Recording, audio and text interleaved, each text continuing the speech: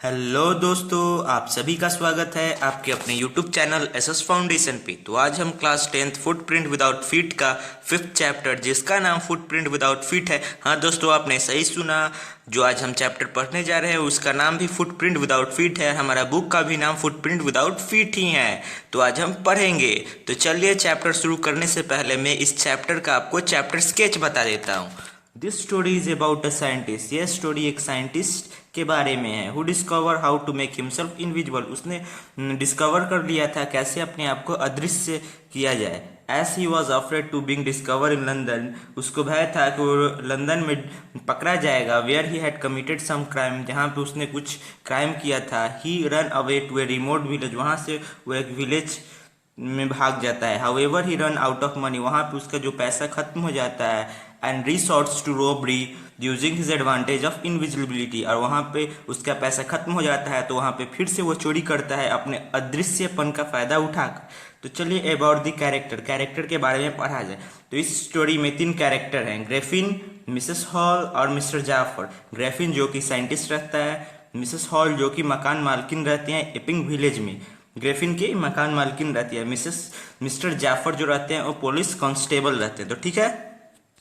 To boys on street in London, 2 boys London की street पे were surprise to see, वो आश्चर्यचकित थे देखकर फ्रेश मडी फुटप्रिंट को ऑफ ए बेयर फीट, मतलब नंगे पैर के, on the step of a house, एक घर के स्टेप्स पे मतलब सीढ़ियों पर, without founding who was making them, और उनको नहीं मालूम चल रहा था कि इसको कौन बना रहा है। Further on the footprint disappear, लेकिन कुछ समय बाद जो ये फुटप्रिंट थे वो गायब हो जाते हैं।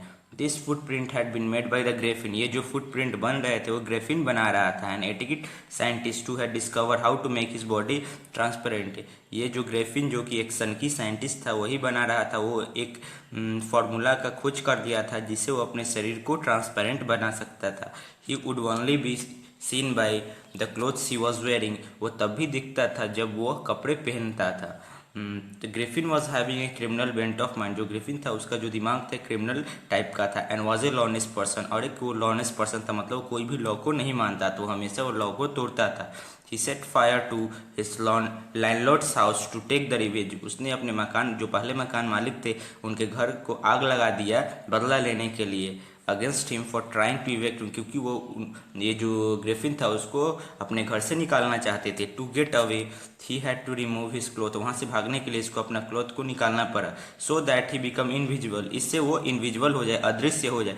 He was a homeless wonder in London without clothes और मनी ड्यूरिंग द विंटर, वह सर्दियों के मौसम में एक वंडर था लंदन के स्ट्रीट पे, जहाँ पे उसके पास ना क्लोथ था ना मनी था। तो आप भी सोच सकते हैं कि अगर विंटर सीजन हो और आपके शरीर पर क्लोथ ना हो तो आपको कैसा फील होगा। उसी तरह इस ग्रेफिन को भी वैसा ही फील होता होगा, आप इमेजिन कर सकते हैं।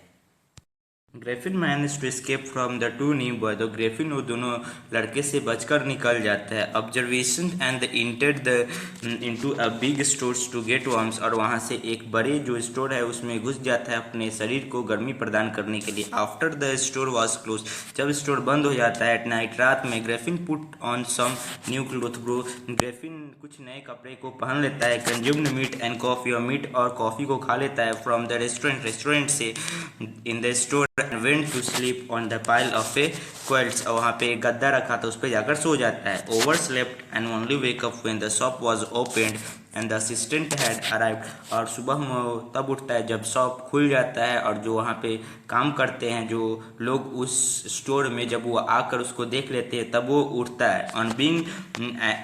On being seen and chased by them, वो उसको देख लेते हैं, उसको पकड़ना शुरू कर देते हैं, उसको दौड़ाना शुरू कर देते हैं। अगेन टूक ऑफ हिज क्लोथ, तो फिर से अपना क्लोथ को निकाल देता है। So that they could not see them, इससे वो उसको नहीं देख सके। The Graafian enter the theoretical company, तब ग्रेफिन एक थ्रेटिकल कंपनी में घुस जाता है। Giving item use in play, जो कंपनी अपने आइटम को नाटक में देता है उसी को थ्रेटिकल कंपनी कहते हैं, वहीं पर वो चला जाता है। There he odds bandages outlines his face, dark glasses and a false nose and a bushy side whisker, वहाँ पे वो क्या करता है कि बैंडेज अपने फेस पर लपेट लेता है, उसके बाद बड़े बड़े साइड मतलब बड़े बड़े जो ग्लास वाला जो गॉगल्स होता है उसको पहन लेता है, एक नकली नाक लगा लेता है और विस्कर्स मतलब मूंछ दाढ़ी लगा लेता है।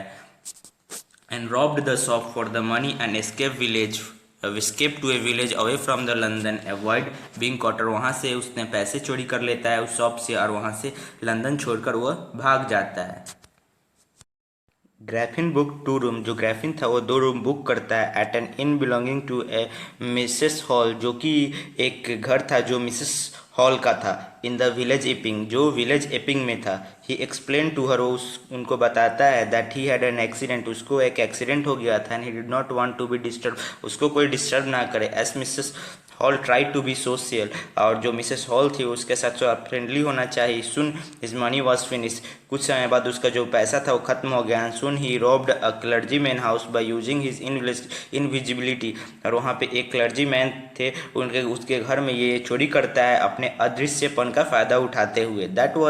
दैट समडे, कुछ दिन बाद, when Mrs Hall found Griffin's room open, कुछ दिन बाद जब मिसेस हॉल ने देखा कि ग्रेफिन का रूम खुला है, with his bandages and cloth lying around, और उसके जो बैंडेजेस थे और जो क्लोथ थे उसके रूम में चारों तरफ बिखरे पड़े हैं। She and her husband entered the room, वो और उनके जो हस्बैंड थे उसके रूम में जाते हैं। Suddenly both of them were attacked by A furniture, तुरंत ही देखते हैं कि उन दोनों पर एक फर्नीचर उन पे अटैक करता है। Flung them but they could not see who was doing them, और उनको बाहर निकाल देता है लेकिन वो नहीं देख पाते हैं कि ये कौन कर रहा है। Mrs hall felt that the furniture was haunted by the spirit, Mrs hall कहती है कि जो फर्नीचर है इसमें भूत आ गया है, भूत आत्मा आ गया है। वो ये सोचती है। As she could not see Griffin, और वो ग्रेफिन को भी नहीं देखी।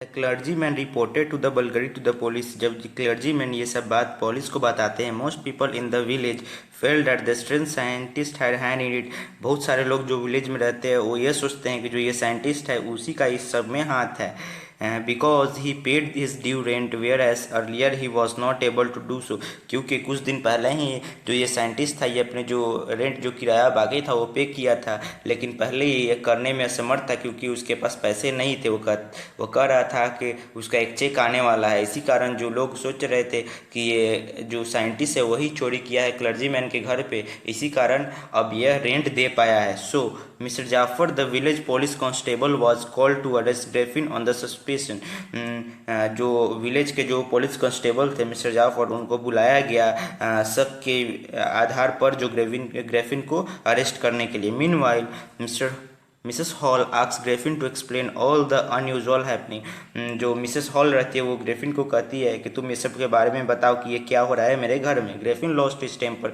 जो ग्रेफिन अपना आपा खो देता है and decided to tell all, और वो सब कुछ बताना शुरू कर देता है। ये स्टार्टेड रिमूविंग हिज क्लोथ्स, वो अपना क्लोथ्स को निकालना शुरू कर देता है। And even Jaffer could not catch, और जो मिस्टर जाफर थे जो पुलिस कांस्टेबल है वो भी इसको पकड़ नहीं पा रहे थे। someone who he did not see, जिसको वो देख नहीं पा रहे हैं उसको कैसे पकड़े।